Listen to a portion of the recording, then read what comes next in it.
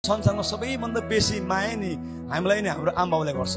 परमेश्वर बाहेक सबभन्दा बेसी माया त उहाँको, किनकि उहाँले त आफ्नो पुत्र नै दिनुभएको छ।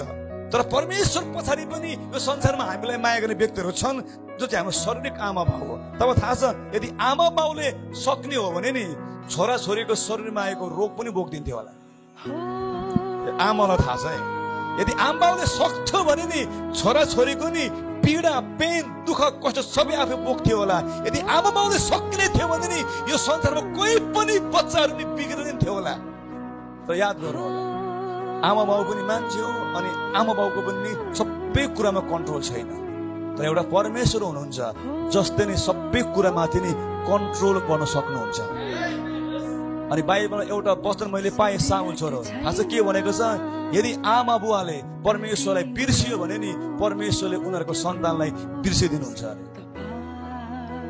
धेरैपल्ट क्रिस्चियन आमा र बाउ नि परमेश्वरलाई बिर्सिएर संसारको बाटोमा हिँडेको कारणले गर्दाखेरि नि उनीहरूको बच्चा नि कस्तो भइसकेको छ।